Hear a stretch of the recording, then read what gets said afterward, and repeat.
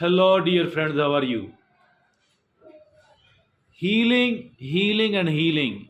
Why? Because we, the humans, we keep getting the wear and tear in our lifetime. Many of these are related to the age, but still many others have nothing to do with the age. Even the younger children, even the children are seen suffering from several pains, troubles, and so many other things which are not, something which we like to have, want to have in our lifetime. So, for all of that reason and purpose, the human being needs healing, and healing is what we need in every stage of the life. Now, the healing is of several types, and earlier we talked about the emotional healing, which is a lot more needed now, maybe in every era. But today we are going to talk about the spiritual healing. And spiritual healing, along with other several types of healing, it has its own significance. And many of the people are seen benefiting from the emotional, from the spiritual healing. So, and if at all somebody is interested in learning about, in knowing about the spiritual healing, I think this quest of theirs is a well placed, and it should not be discouraged at all. Rather, we need to provide the guidance for all that. We need to provide the right direction to all the people who are in need of, who want to know about the spiritual healing. So, that is the topic of our discussion today. And let's begin. Let's begin with the what is spiritual healing. And once we are talking about what is the spiritual healing, we need to understand the three simple points. The point number one is that is a holistic approach. And what is the holistic approach? It says that treat the whole person, the body of a person, the mind of a person, and of course the spirit of a person. So that is called holistic approach, and it is the number one point to understand while we are trying to know about the spiritual healing.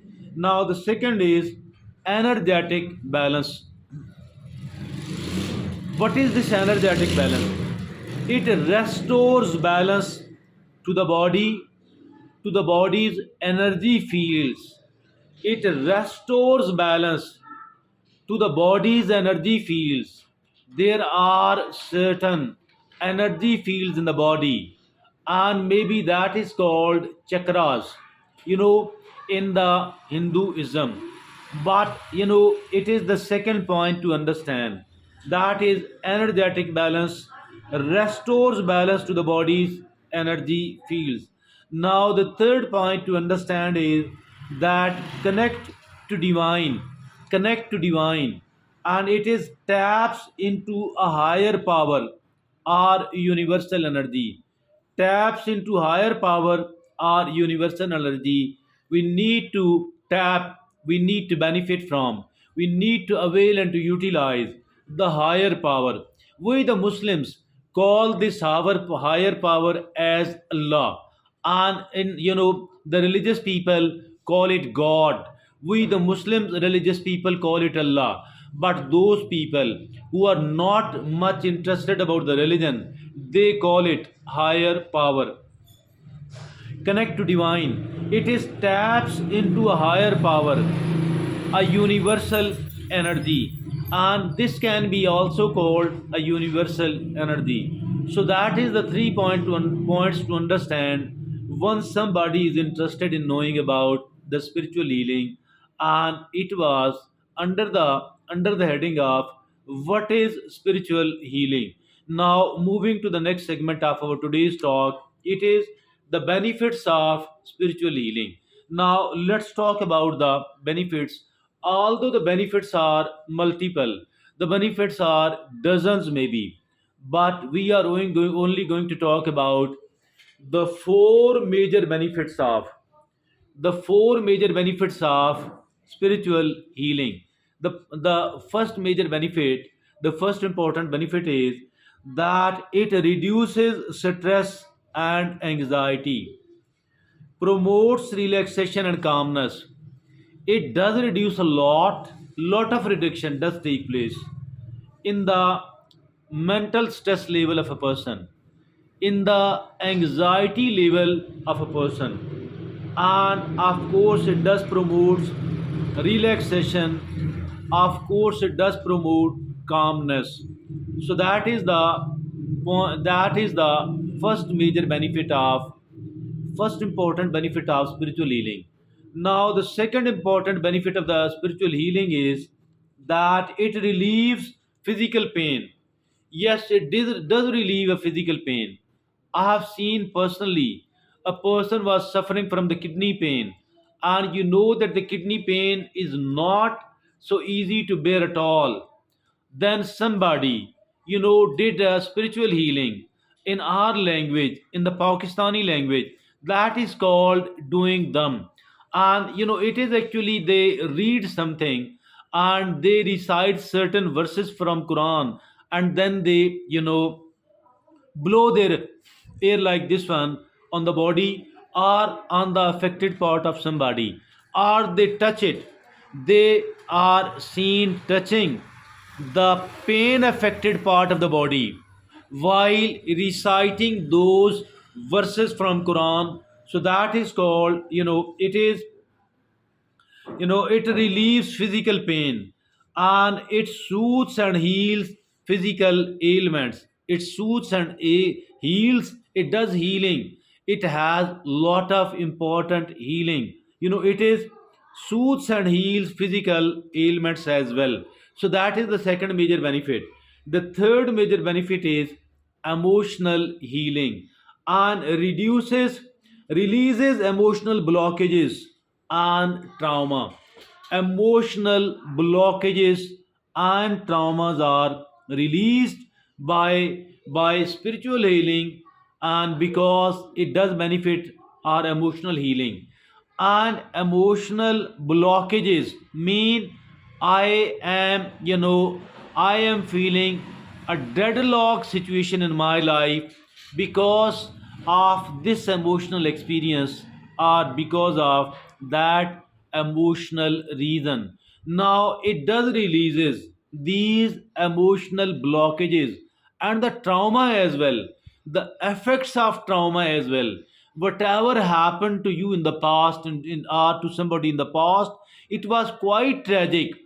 But the real trouble is that it is affecting our present and the future life.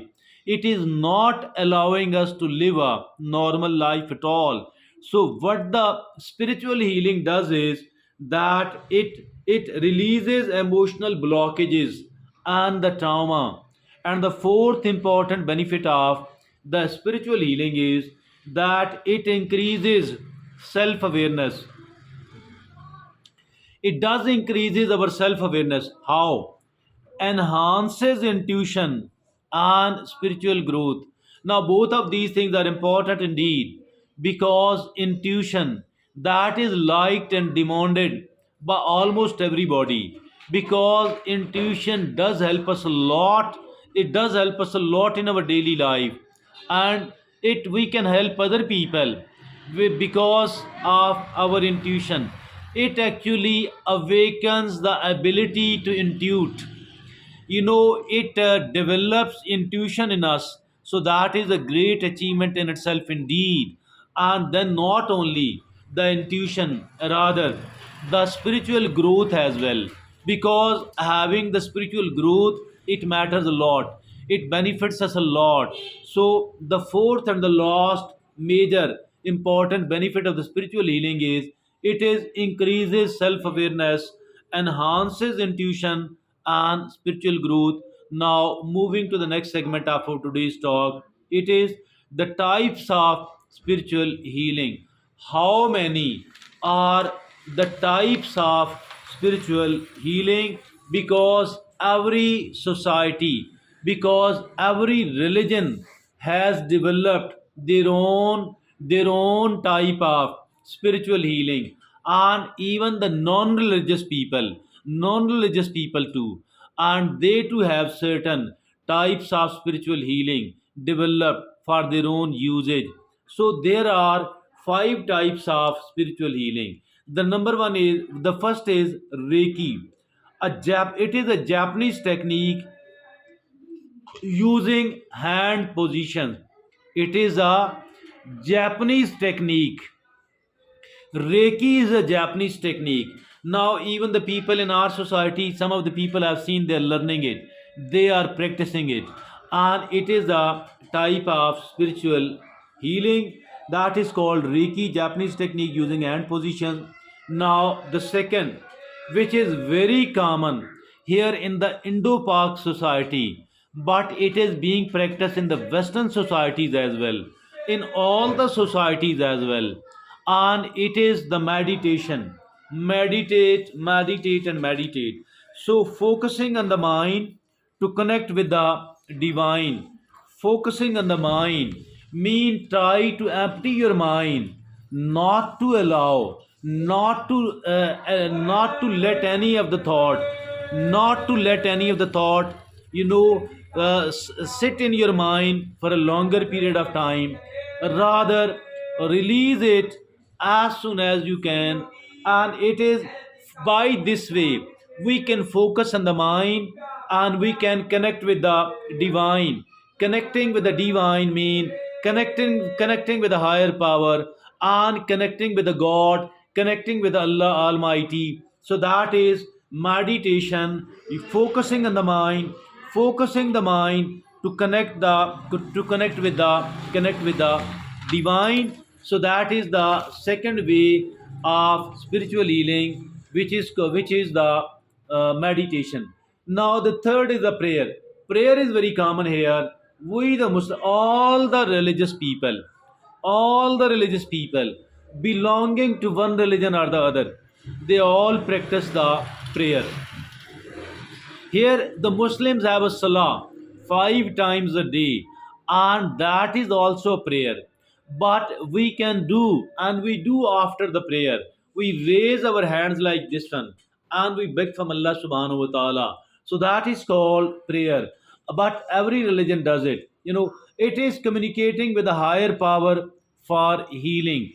It is, as for the prayer is concerned, it is connecting with a higher power for healing.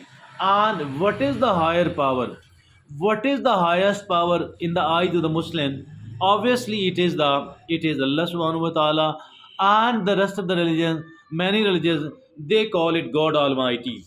So now that is the third type of spiritual healing. The fourth is that is energy work. Energy work. What is this? Manipulating energy fields for balance. Manipulating energy fields for what? For balance. So that is called energy work, and it is practiced in the certain parts of the world. And it is now the fifth and the last is that is shamanic healing. And shamanic healing, that is using ancient rituals and ceremonies. Ancient rituals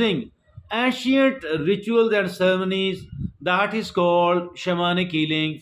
And if at all we visit the jungle tribes, the tribes living away, far away from the civilization, and they are not they have not adopted the modern day life.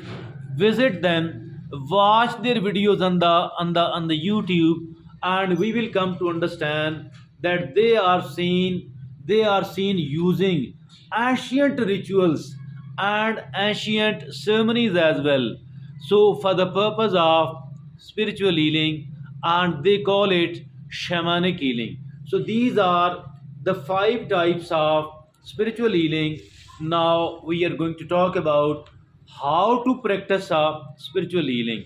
Now it is the more practical how to practice it, how to practice the spiritual healing. So there are four important ways to practice the spiritual healing. The number one is that find a qualified practitioner. Finding a qualified practitioner, seek guidance from an experienced healer. Seeking guidance from an experienced healer, and that is finding a qualified practitioner. Number two, it is meditate and connect. Regularly practice meditation. Regularly practice meditation and connection with the divine. Regularly practice meditation and connection with the divine. So that is meditate and connect. So meditation, I think only with a very little amount of the guidance from an expert we can start the meditation. But meditation, highly beneficial one, we can do it on a regular basis. Now the third way to practice it, that is focus on intention. Focus on intention. Set clear intentions for healing and growth. Having a very clear intention that I want to heal myself, I need the spiritual healing, and I need the growth as well. Not only that I am satisfied with the healing, although it is essential and essential first step, but immediately after that, or along with that, I am seeking the growth as well. I want to nurture myself. I want to grow a lot. I want to grow exponentially. That is what I desperately need. Now, the fourth and the last way to practice the emotional healing, that is trust the process. It is also an essential ingredient. Trusting the process. Have faith in the healing process and the universe. Having faith in the healing process and the universe, it is also one of the essential ingredients. Now, there are certain reminders. There are certain reminders. Number one, spiritual healing is not a replacement for medical treatment. Spiritual healing is not a replacement for medical treatment. Every time you need it, do not delay at all. Go to the right sort of expert and get yourself medically treated. Number two, consult a healthcare professional. Consulting a healthcare professional for physical ailments, that is the number one thing. Number two, it is be open minded and be receptive. Allow yourself to receive the healing energy. Being open minded on the one hand, being very receptive on the other hand. If we are not open minded, if we are not receptive, this means that we are not going to succeed in it at all. We are unable, we have disabled the spiritual healing. Now, the third and the last thing to remember is that practice self care and self love. Practice self care and self love. Nurture your physical, emotional, and spiritual well being. Nurturing of your physical, emotional, and spiritual well being. We cannot outsource it at all. That is our own primary responsibility. And it was a very comprehensive talk about the spiritual healing. Every one of us need it, and I think it has tremendous applications. But even if at all we don't want to practice it upon ourselves, we need to understand it so that nobody could mislead us. Nobody could mislead us about what is the spiritual healing and what the spiritual healing can do for us. So that is all for me today. Thank you very much.